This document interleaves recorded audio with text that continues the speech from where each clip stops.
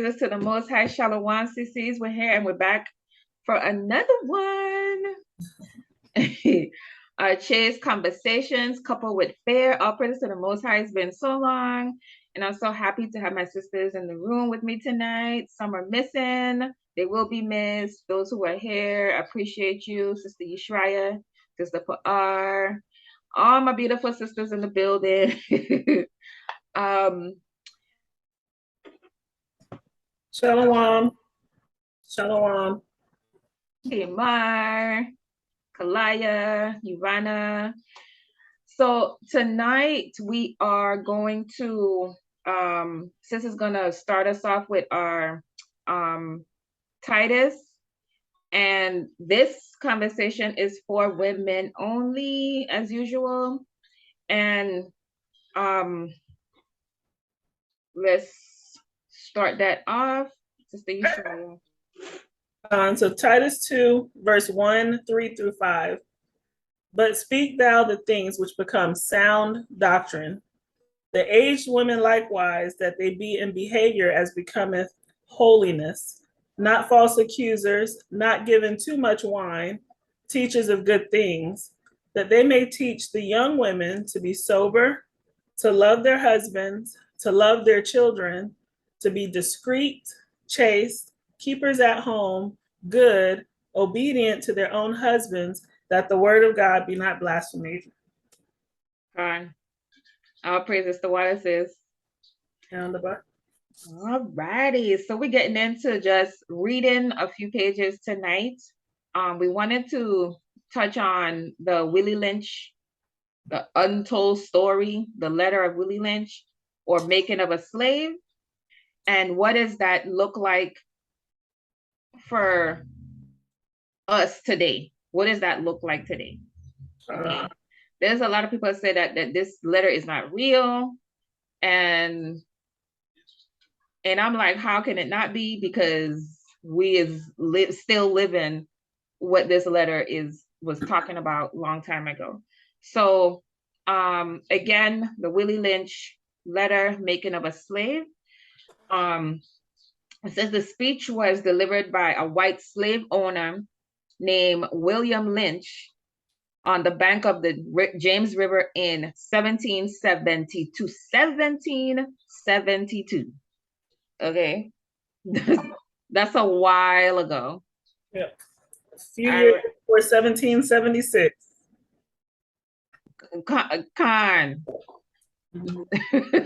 Not long before 1776, where we like to think that we got our independence. And we were free and we were still in captivity. That is so all praises is Shalom. Well, hey, you know I'm in Texas, so I'm a bit behind. It's all good. It's all good. You're right on time, actually. You ain't behind. We just started. Okay. Okay. Okay. All praises. You drive safe. Yes. So again, so we're gonna go through a couple of pages, and what does that look like? What stands out to us? And pretty much for me, like how that really make me feel, because this is deep stuff here, right here. Okay, so I'm on page 13 in this PDF that I have. I don't know what page it is in your book, sis. Because it had a bunch of introductions. It had an 11-page of an introduction. Did you have that? No. Okay. So, all right. So the first, let me see. I'm not going to read that. I'm going to where he says here, he says, in my bag here, this is Willie Lynch giving his little speech to the rest of the Edomites and the rest of the slave owners. Okay. He said, in my bag here, I have a foolproof method for controlling your Black slaves. What page is that for you, sis? That might be like page 1 or 2 or something after the introduction. I'm about to get my book and look at it. Okay. Foolproof method. He says, I guarantee every one of you that if it is installed correctly, implemented correctly, meaning if you do as I say, it will control the slaves for at least 300 years. Page Mhm. 3 of the book. Okay. Now, Ah, what year are we in? 2020? No, we in 2022. 22. And this speech was made in 1712. So that's 308 years. Yes, Right? ma'am. Point one. And I'm gonna keep losing track in this book here. So that's point one. So he said, if you do this, it's going to at least put your slaves in check for 300 years. All right. Mhm. This method is simple. A member of your family or your overseer can use it. Okay. And I think they had our people as some of the overseers, if I'm not mistaken. All right. Because remember, they used to put someone that looked like us over us, right? And give them some type of position of power over us. And we Right. always used, right? We always used to look at them like what the name they call it? Uncle Tom's. I don't know. Okay, yeah. We'll call him Uncle Tom's. That's what it was, I think. You know? So anyway, I'm gonna keep reading. He says he outlined a number of differences among the slaves, and I take these differences and make them bigger.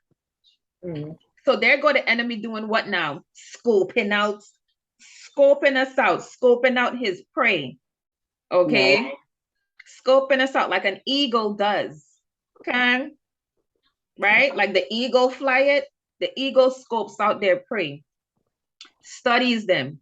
He say, I use fear, distrust, and envy for control purposes. Now, them words gonna really stick out, and they're actually what are they? They're big words, bigger than all the other words in this book. You know, but there are also words that cause us to fall into sin. We're not supposed to have any of that. No fear. The Most High God doesn't give with the spirit of fear. Yes. Mm-hmm. No distrust among brethren, right?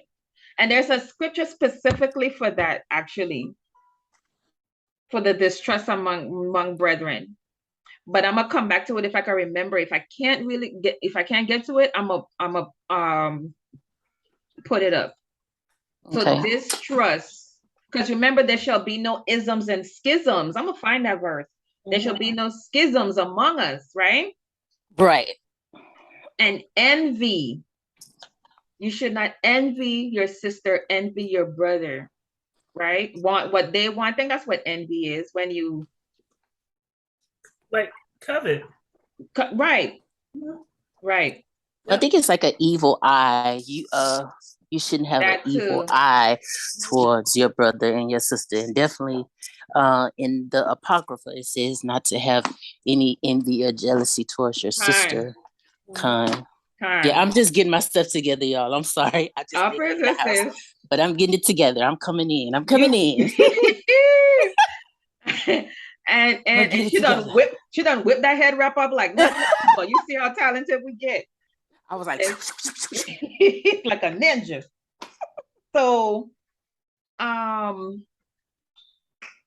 our praises, you brought that out, sis. Fear, distress, and envy, all things that we shouldn't even be having among each other. But those are the things, the differences that he noticed among slaves, and he made them bigger, right? The verse I was looking for earlier was 1 Corinthians 12, verse 25. It says that there should be no schisms in the body, but that all the members should have the same care one for another. All right. So there go that distrust. All right. He said these methods have worked on it says modest plantation in the West Indies. Yes, in the West Indies. All right. Where I grew up my whole 25 years of my life. So that would be, so you're Benji? No, I grew Jamaican? up there. But why you guys say Jamaican? Why everybody Jamaican? Well, no, because I say when you look at when you talk about the 12 tribes and you say the West Indies, then Benjamin, of course, that tribe is Jamaican and West Indies. So that's why I asked. The only reason why that's the only reason why I asked. I'm sorry. Right. Well, there's a whole lot of islands down there in the West Indies, and I'm from the one that's part of the USVI. Okay. St. Thomas. But no, if I'm correct, my father should be Judah, but who knows? They've been sold back and forth. I don't know, but he should be Judah based on when he was born. If you know, Sure. Right. Yeah. So anyway. Okay. Anyway. Yeah, that's Benjamin, sis. Yeah, Con. Primarily. So it says in the West Indies, and it will work throughout the South. So he's talking to the southern, the plantation owners in the South in the U.S. Mm-hmm. All right. He said, take this simple list of differences and think about them. All right. So he's sitting them down in class, and all right. Now, he said, on the top of my list is age. Yes, ma'am. But it is there only because it starts with A. You saw they be playing around. Yeah. And second is color or shade. There is intelligence, size, sex, size, plantations, status on plantation, attitude of owners, whether the slaves live in the valley or on the hill, in the east or the west, the north, the south, have fine hair, coarse hair, or they're tall or they're short. We could pause there for a minute. Because as soon as I start reading this now, I think this is just page 2. I think it's just page 2 after the introduction. And they're already going into some stuff that I know I could relate to. And I believe y'all could relate to. Because y'all is absolutely. All right. Yeah, absolutely. So they're already playing on age, the young against the old, the color, light skin against dark skin. That's your colorism right there. Colorism. And we know what that does already to us. Like, people don't want to admit it, but like that colorism thing alone has made a lot of our people like have low self-esteem about themselves. For the dark, well, I can't just say for the dark sisters, because we know for a long time dark was not in.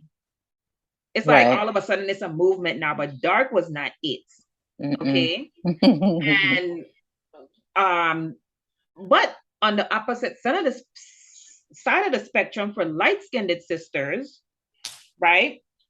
They're experiencing some self-confidence, or there too, because now they're not dark enough, you know what I'm saying? Right. And so that's how they're playing both sides. We do that to each other. We do that ourselves, just to ourselves. Right. But this is where it's coming from. And even if I can ask this, even if we not say even with the sisters too, even with our men, if the men were not of a darker shade, they were not looked upon as being strong or masculine. So we look at it because from our part of it, because we're women, but the men also very stigmatized, a stereotype, because if their skin tone wasn't dark enough and they were lighter, it made them more feminine. They were the feminine ones, So a lot of times the men that were of a lighter color, a lighter shade, they were a lot of times ones that, went into more crime because they had to prove themselves to be strong or masculine. Yeah. So yes, you're exactly right with what you're saying. The way they brainwashed us and that using that colorism, and using us, and we see it today, not even knowing that this is where it's stemming from. This is where it's stemming from, because just the fact that we were talking about what the I don't know where they were going, or if it was just any establishment. And but when you had to pass a brown paper bag test, I think this was in the South. Yeah. You couldn't get in the establishment if you were darker than the paper bag. We know what a brown paper bag looks like. It's brown. It's light brown. So if you were darker than that, you couldn't enter the establishment. For even back then, with our foremothers, they had a certain type they would have working inside the house. Mm-hmm. And we're just talking about skin color now. You know, That's it. Now, so the fairer you were, the more prettier they thought you were, you work in the house. But the other ones they deemed ugly, dark skin, and all this other stuff, they got outside to work in the fields. Mm-hmm. You know, Mm-hmm. That same mentality is here, especially when you're thinking about like women in business and in the corporate, the corporate world. They're trying to look lighter. They're trying to wear straighter hair. They're trying to, portray what it is that to they appeal, yeah. to appeal to what they've been brought down to think that is appealing and what's going to get you somewhere. Because I remember, oh my gosh, this I told y'all we ain't gonna get too far in this book tonight because there's so much there, and I don't want to skip over it. So there's gonna be other parts to it. But this lady in my apartment complex before I moved down in Tampa, she's an older lady. She's in her 70s. And she looked kind of mixed or whatever it is. But she light brown. She's one of us, but she light brown. And she would always talk and see the era she come from. She's 72 now. She always talk about us as Negroes, the Negroes. And it had offended me when because I've been in the truth now when I talking to her.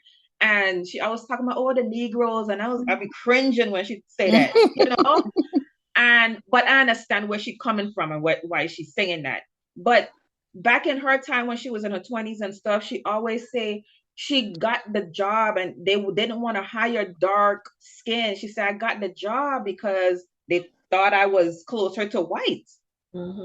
And she said for the longest time they didn't want to hire the darks. And eventually when things started to change a little bit, or they wanted it to change, not for our benefit, but for theirs, to gain more money, she said they would hire maybe one or two blacks, but put them way back where you can never see them, way in the back. Okay. Right. And you couldn't wear your hair out. That also brings us to the Tignon law. Tignon law is where you had to wrap up your hair like how we do today. They implemented that law because they didn't want to see our natural woolly hair sticking out, which Most High says is our glory. Right. We couldn't do that. So, but yeah, like you were saying, sis, like it's so all over the place, especially down in Jamaica, the West Indies, even in Africa. But up here too, people bleaching their skin. We are bleaching our skin to look lighter, appeal. Why? Just think about it, sisters. Think about it. Like, why are you changing your dark melanated complexion to be lighter? Think about that. Well, I know I've had of course, when I was growing up, I've always been like very athletic or in cheer and sports and some of everything. And myself growing up, I would notice that lighter skinned girls would, even though you could be better or more skilled, more capable, have the enthusiasm, the charisma, the smiles, the friend, everything. They would tend to choose a young lady of a lighter skin color. And on the back end of it, they'll come back and say, well, you deserve this, or I should have picked you because of this, but it's just because, she just look a certain way. So it does put something in you where you feel like, wow, am I not pretty enough? Am I not enough? Am I not this? And I'm not that. And then to have other women use that as a tool to hurt you, to get ahead, or to hurt another sister. And they will use that, to even get in the minds of other men, to where they would think that the only thing I would have to do is just show up and everything would happen for me. I don't have to cook. I don't have to clean. I don't have to be submissive. The songs that we've heard. I don't have to do all of this. Just based upon the way I look, I can get further along more so than you. So I think, for me, it taught me, because my mom was never that type of woman. She always taught us that we were beautiful and that we were this and we were that. And when I started to have children, I have 3 daughters, and I kid you not, they're all different shades. Mhm. All from the same father. Mhm. One is very a fair girl, the other one is medium, and the other one is more chocolate than I am. What? And it's so amazing the way the Most High works, to where I would have to teach them, it doesn't matter what color you are, what shade you are, you're beautiful, because people will say, oh, you're pretty for a dark skin, or you're Right. beautiful for this, you're pretty to be this color, you're pretty to be Right. that. It was always that thing, that was said. So I had to find myself really, teaching my daughters how not to get caught up in the color of your skin. It's not about your skin color, it's about who you are as a person and who you are as a woman. And then, of course, as they're now getting much older, it's your belief system. Who are you? Are you a daughter of Zion? Do you Right. believe in the Most High? That's what's going to get you to the kingdom, not the color of your skin. Right. Right. And that's something else, that's what you have to teach your daughter. You don't have this, you don't have this, you don't have to do this with any other nation. On them teaching their children, oh no, you are, don't worry about the color of your skin. You are nobody gotta worry about this but us. So how is it that you telling me that these things, okay, that will put upon us by through our foreparents is not real? Why are we dealing with these things in our societies, in our neighborhoods, if this wasn't something that they actually did to us as a people? Okay. Right. All right. And it's just so deep.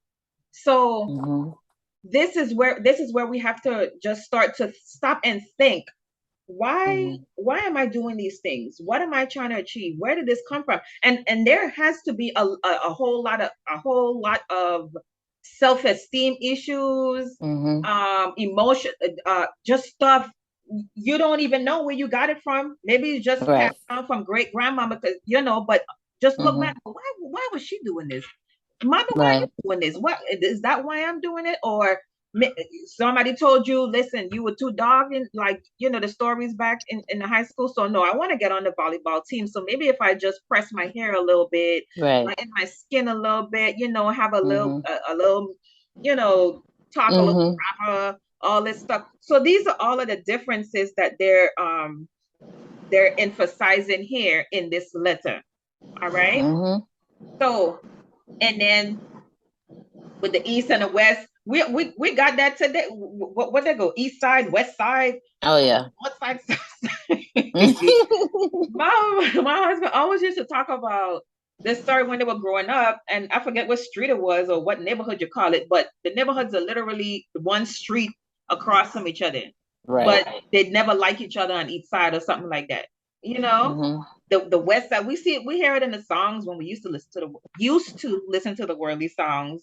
The West side versus the East, and they going back and forth, but they brethren, we sister. You know what I'm saying? So listen up now. If y'all don't think, wherever you think this coming from, it's not a good thing that we're pinning ourselves against each other, continuing this path. Yeah, well, we know, and we think that, let me see, how do you say this? Because we still have older women, and I mean of age, the ones who are seasoned, the ones who should be teaching us, the Titus 2 women should be teaching our younger sisters how to love ourselves, how to love the Most High, love our families. Yeah. They are still, spewing a lot of this same thing. They're still very brainwashed and indoctrinated, thinking that the color of your skin makes you excel, and in this world sometimes it does, but you realize, and I have seen to where you will see more of a darker complexion female who will excel more so in academics, or as far as she will excel more in academics, where the woman who of a lighter complexion, she would be a stay-at-home mom. She would be the basketball or the football wife or whatever, the one who could stay at home and take care of the kids. But the darker you were, it almost seems like those were the ones who had to go and work hard, had to go get it. Those were the ones that had to be, the guard dogs to go and fight for this and fight for that. And, they were the ones who did that. So a lot of times when you hear a lot of commentary about the Black woman being so hard and Yep. not being soft. Yep. You know, they Right. think that we're doing it on Right. purpose, but they're not really realizing that because of what this back then, Right. what was put in us, they don't understand why Right. they are that way. So, you know, we can't always say, don't be like that. Don't be like that. Right. We have to get to the healing and to the root of it and try to understand why are you like that. So don't speak to the pain, speak to the solution. Don't speak to what's wrong. Let's speak to the healing. You know, so we can't just keep saying, don't be like that. The woman is like this, because if you speak more hatred, that's what you're going to get out. Exactly. So we have to be careful about how we speak to women who are of a very strong, you know, Right. personality, or who have those kind of traits on her, and just sit down and talk to her and see if she can listen to the wisdom and give it to her and understand. You don't have to be that way. You can be soft. You can be wise. You cannot always give your opinion, And that's what will make a man or a lord want to be a man and lead you and guide you. A man don't want to lead another man. Right. So it's very hard. Listen, that's why I knew, like, for the first minute I saw you, girl, yes, because listen, you took everything out of my mouth, but I'm glad you did, because I'm sorry. You said it better than I could. You said it better than I could have said it. Okay. You jump ahead a little bit. I'm sorry. I'm glad you did. Don't be sorry. Listen, I'll bring it back. I'm so glad you did. You said it. I couldn't said it better. Okay, because again, we're just diving into, we have not gotten any counseling at all for all of the stuff that has been engraved. Listen, you can't come into this truth and thinking, I'm an Israelite. All right, I know how to be a woman. I know how to be soft. I know how to be feminine. I know how to be a wife. I know how to cook. I know how not to be loud. No, like you were saying, sis, this is a process. A whole process. Making a progression, but I need to understand, because what the saying is, and it's so true, if you don't understand where you came from, you don't know where you're going. You don't know where you're going. You don't know where you're going. You don't know. Why am I acting like this? I don't know, but the Bible says I got to be this way. Okay, the Bible say this, but something is still in me. You got to get that out. You got to release the hurt and the pain and deal with that old before, and kill it off before you can move on with new. You know what I'm saying? Right. You can't put new wine in those skins. Exactly. You got to scrape out the hole and top of wash it out, but you got to know that the dirt is there. We can't just cover it up, and that's where we fall short moving forward in this truth now that we call ourselves in, because we think that we could just flip on a switch or just fill up this vase and it's all good, and it's not true. No. Why are you doing these things? That is a hard. We gotta deal with it. Okay. So, but yes, we don't have to be that independent. And see these making up songs, INDEPEN and all these stuff, and what Beyonce be talking about. I'm good, but to the left, and if I were a boy, or who run the world, right, girls and all this stuff, whatever, like, speaking all a part of the agenda that, listen, and this is what our little girls are listening to and growing up with, thinking that they got a security bag, them doing all this other stuff. And all of this is back. We ain't even got anywhere yet, y'all. We still on page. We have gotten very far, if you ask me. Well, as far as this Willie Lynch book, we just on page 2. I'm just trying to let y'all know. Well, hallelujah, I'm good. You know what I'm saying? Because it's gonna take some time. It is. You just got to listen. When I tell you, when I realized when the Most High woke me up, okay, in 2016, I just thought I could get on the bandwagon and start going. Sometimes you gotta run to catch up with the bandwagon. You ain't gonna just be on the bandwagon. And it took me a minute to realize, okay, and still dealing with some things that, listen, sometimes I'm gonna fall off the bandwagon because you don't realize the things that you're still dealing with, and you can't run from it. You got to confront it. You have to. Well, the scripture tells us that that we have to confess our faults one to another so that we can be healed. So in order for us to, first, we have to be humble. We have to be honest with ourselves and be humble enough to go to, because it says that you have to be amongst wise counsel, you know. And once you're amongst those people that know the scripture, who are who get revelation and know the scriptures, you know that they don't mean you any harm. So you have to be honest with yourself. Hey, this is what I got going on with me. You know, this is what I'm feeling, or I don't know why I'm feeling this way. So, you know, you first have to be honest and be humble enough to go to someone and be able to verbalize it, and not just think that we can just say, okay, I'm going to turn to the east and I'm going to pray 3 times a day and I'm just going to do that. Yeah, that is not going to just go away, because first of all, you have to be able to go to someone else to let them know, because the scripture says, go to someone and confess your faults, confess that, so that you can be healed.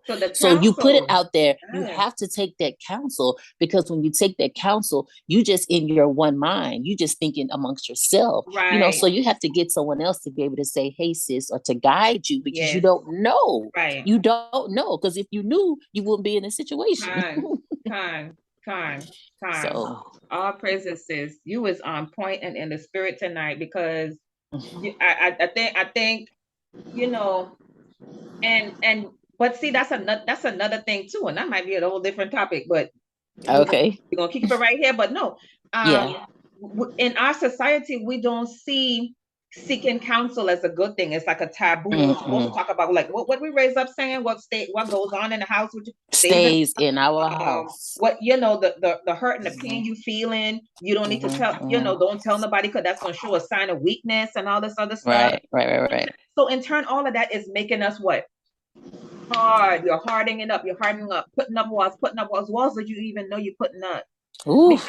Because we're not supposed to carry all of that burden, all that hurt that was done to us. We're not supposed to.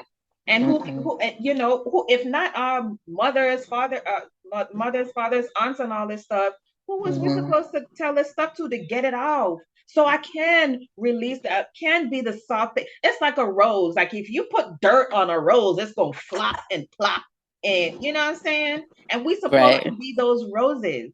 So, you know, the Most High said that in I think it was Psalms or Song of Solomon. I should have had my scriptures, but he said that we are a garden, and you know, and just even in reading another book, whatever man thinketh his heart, you know, so I can't recall what it is, but if you don't do anything, you know, some weeds are gonna come up. So if you're dealing with the garden, if you don't pluck up those weeds, they're gonna keep growing. You don't have to do anything for weeds to grow, but if you want that rose to grow, you're gonna have to feed it. You're gonna have to nurture it with the right things, and you have to have the sun, and not just the S-U-N, but the S-O-N, which is Yahweh Shai. You have to have him in order to be able to heal and to grow. So you know, we are gardens, and that's what the Most High says. When he talks about us as a people, we are like trees or like a garden. And what do you do to a garden? And when you think about a gardener, it's a lot of work, a lot of cultivate. When you think there's nothing going on underneath the dirt, underneath the soil, it's a whole lot of stuff going on around there. And you think that you just gonna pluck up everything out the it's not gonna happen like that. You're gonna have to keep plucking. Once you're gonna pluck, you're gonna have to pluck again. Yeah, sometimes keep coming back and keep trying to get. If you don't get to the root, and sometimes you have to get to the root of that thing, the stuff that don't nobody else see. The stuff that's just hidden in us that no one sees but Yahweh. And we know sometimes we didn't even know, like even for me, I didn't even know certain things was in me until I got into a relationship with my husband. And this is my second marriage, okay? In my relationship with him, and we came into the truth together. And it wasn't until I was dealing with him in the scripture when I was like, what is this? I didn't even know this was there. Where did this come from? And so, you know, when, you know, a lot of times when you're with people who love you, when they love you and you love them, you're vulnerable. But when you don't really care, you're not vulnerable. You're going to be hard. That's what the hardness is. But underneath it all, when you start to be vulnerable and start to be soft, you can expose yourself. And once you expose yourself, that's when you can see what needs to be done. That's when the healing will start, right? That's when the healing can begin. But that's what we got to get to, sis. And that's exactly what we need to try to get to. How do I get to the point where I can be softer? What is stopping me from doing that? So there's a whole lot of weed plucking, evaluate. First, you got to look at the garden and say, hold up, you ain't supposed to be there. You know what I'm saying?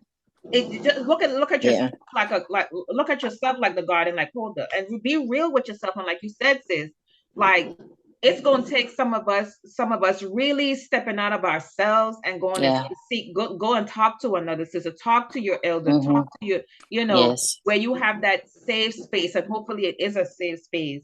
And just because this is what people pay good money to what therapists for, to get therapy, so they could peel back them layers that they never thought of, going back to 2 years old. What you mean? I'm 35 years old. You're talking about 2 years old.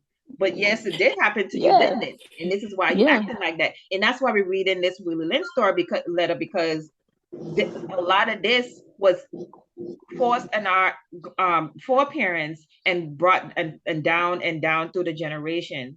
Right. It's like why we perm our hair, why we used to perm our hair. That's for an example.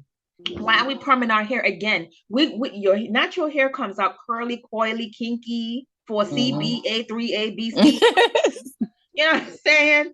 And it's so versatile and flexible. But why are you now straightening it so it could be limp and lifeless like your oppressor? Back to the skin color. You know what I'm saying? And all of this, and then also with again, we're only on page 2. And if you look back in history, our women was out in the field, in the house, wherever they may be, in skirts and dresses. Taking cotton all day, 24 hours a day in the hot sun with dresses.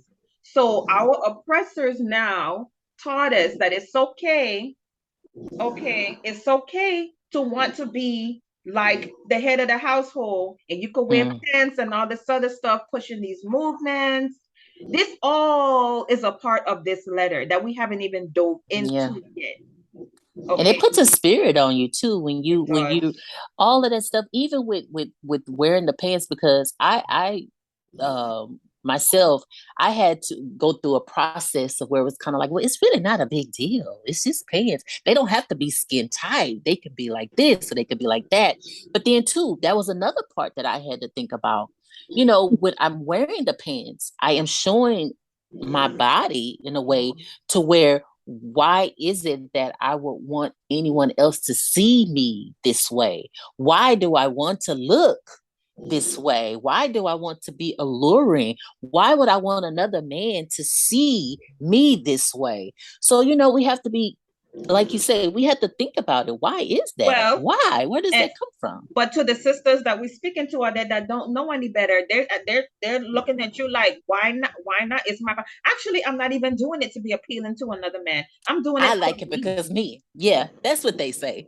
Yeah, but that's who we're trying to get to right now, and helping them to think and helping them to change the mentality and bring it around. Like, so if you're doing it just for you, why is it that Charlie, Dick, Harry, and everybody else can see you if it's just for you? Why is it that you take 15, 20, 30 minutes at times to put beat your whole face up, and or make your skin look a different complexion if it was just for you? With your cleavage hanging out, all these things if it's just for you. And then we in turn turn around and act like they're wrong for looking at me the way they do when I'm out here like a piece of meat. Well, you got your meat hanging out, so and then too, with that, you're going to attract that type of man. Right. If you're going to attract that type of energy. So for me, I didn't even want to attract that type of energy anymore. So if I know that that I'm going to get a man to look back or looking down at my legs, or you know what I'm saying, looking at me a certain way, or even women, or even women. Do I want to put out that type of energy? You know, am I okay with moving at that low vibration? It's like, no. And then when I notice that, because I've always dressed like a certain way, like a more classic type, but I would still wear pants and things of that nature as well too. But when I wear dresses more, I get more doors open for me. I get more people saying yes, ma'am. I get more of the respect, and that's the type of energy that I want to put out. Because if I can put that energy out, and if someone has something to say to me, they'll listen. So it's not just about the way I look; it's about what I can say to someone else, to where it could be, this is my time where I can give them some wisdom, or I can give them the word, I can give them something that can help them. But as long as I'm looking a certain type of way, I look like everybody else. What's coming out your mouth ain't making a difference. Ain't making a difference. You look like a hypocrite. Exactly. And so because and that goes back into, like, you'll hear a lot of sisters, I see them online, like, why I can't get a husband, or I'm on date number 15 and he ain't about date number 15, really. But meanwhile, you're dressing a certain way, you're carrying yourself a certain way, so you're not, like you said, not attracting husband material. No. Okay, you're attracting one night material. You see what I'm saying? Because you're not putting out wife material. So you have to just look and stop and think, you know, why are we doing these things? Let me evaluate myself. We too busy and too caught up in, and a lot of us need to get off social media. You know, you're on there, and because it's really, you're on there, and everything that you watch and read is feeding you. It's feeding you. So on TV, we already see it. Everything on TV is a certain image, sex appeal, sex appearance, all this other stuff. I think that's what he said in his letter here too. Intelligence, size, sex, you know, size, plantations, your status and everything like that. Everywhere we go, they're dressing a certain way, a new trend here and the new style here, and all of it is to keep you where you're selling yourself pretty much, and you're selling yourself short. So let's see if we could get another page out of this. Okay, so again, I don't know which page it's in y'all book, but it's saying, I'm just moving on to the next page. It says, don't forget, you must pitch the old black male. Okay, so we don't want to go into the mill, but we're still going to read this anyways. Okay. You must pitch the old black male versus the young black male, and the young black male against the old. You must use the dark-skinned slaves versus light-skinned slaves. We just went through that, and vice versa. You must use female. It says you must use the female versus the male, and the male versus the female. You must also have your white servants and overseers distrust all blacks. But it is necessary your slaves trust and depend on us. They must love, respect, and trust only us. So, and then it says, these kids are keys to control. Use them, have your wives and children use them, never miss an opportunity. So they were on the job 24/7 a day. This where they get the think tanks from. Okay. Now they look at the little nigger woman and the little nigger man. Okay.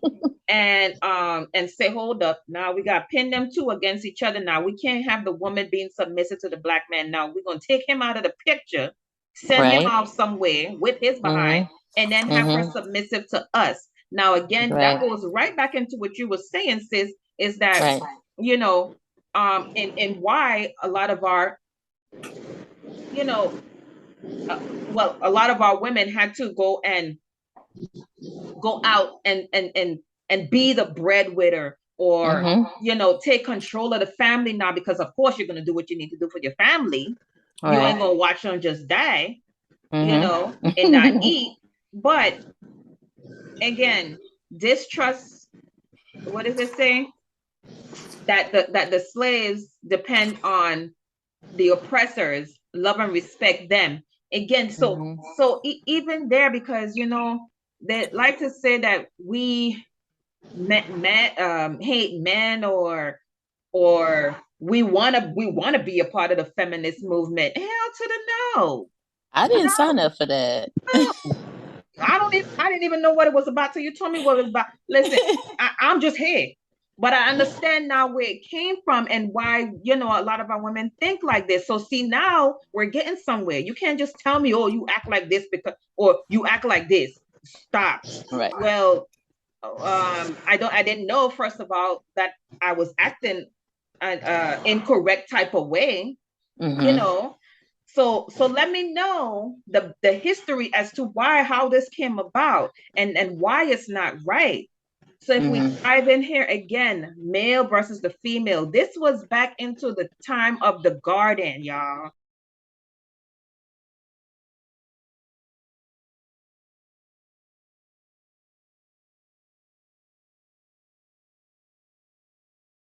He came to the weaker vessel. He came to the weaker one to pin her against the male. Right. Right. And then it in turn did that vice versa, because they ended up both sinning, but what they end up both pointing at each other like she did this, you know what I'm saying? Right. And we do that today, not looking at where this all came from and then taking accountability for what you're doing individually. Right. Because going back here, light skin versus dark skin, male against female. Okay.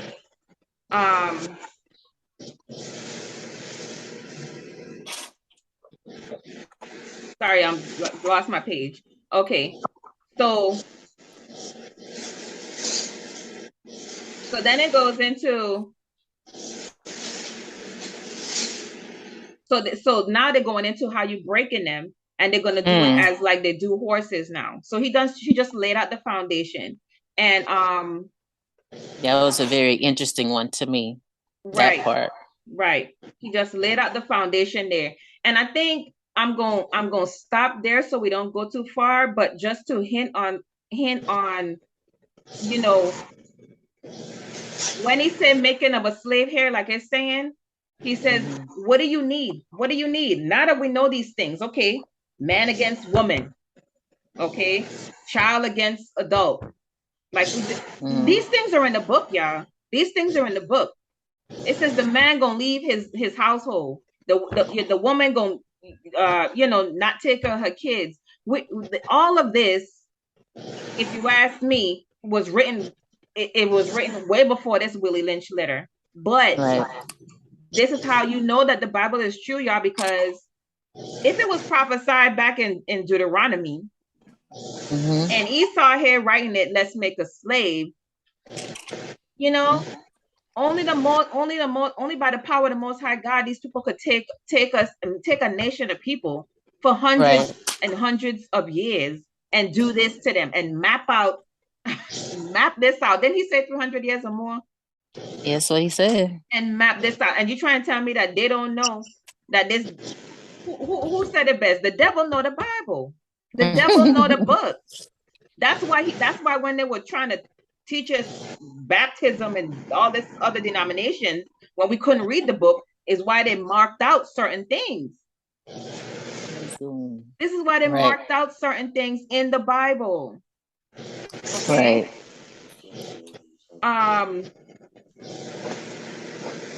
So yeah, we're gonna get into this some more with a part 2 and possibly a part 3. But just wanted to start there because I don't want to keep you ladies tonight. We have a lot to chew, and again, just peeling back that onion on why is it that why do we do the things that we do today? Why is the black man against the black woman, the black woman against the black man? Why are we in these single parent households? Why do I feel like I need to look down on a light-skinned sister, or the light-skinned sister look down on the black or on the dark-skinned sister. Why is my kinky hair not as good as your straight hair, not straight hair, but lesser of a kink type hair? Right. These are things they were doing and plotting that they wanted us to do. Okay, your enemy wanted you to do and want us to think. And so the psychological mind F that it just did to us for hundreds of years, you can imagine how many kids we done had since then. Okay. Nations. It's been deteriorating us for so long. Okay, but we have to come back. We have to come back to our culture and our heritage. This Bible is true. It's not written to anybody else, but you, Black woman, Native American woman, Hispanic woman. It's not written to nobody else, because we are those people that we got these issues with. Nobody else. That's right. Okay, so tell me it ain't true. Tell me it ain't true. Well, I don't know, but if we look at the Deuteronomy 28, and if they don't believe that, then I don't know what they believe. That's what I'm saying. And we only got through a couple of pages, y'all. So we're gonna read through the rest because it does get deep. Again, this is the Willie Lynch letter, Making of a Slave. I would advise you to read it, because this alone in itself is good therapy, and it gonna open your eyes. It will open your eyes to see what your oppressors were thinking about when they were dealing with our foremothers and fathers, and what we are, the kind of like what was ingrained in what we are the product of. We took the ball and carrying it on, but we're going in the wrong direction. That's right. You know. So we're gonna stop there for tonight, sisters. I hope that we got a little bit of meat off of this bone tonight. Yes. And I appreciate you. Yeshua is still there. All praises. So it won't be next week, but it'll be the following Thursday. We'll resume with this. If y'all are able to meet back then, same time, 8 p.m., same link. Okay. We appreciate y'all. And with that, I'm gonna say shalom, sissies. Shalom, loves. Shalom. To the Most High.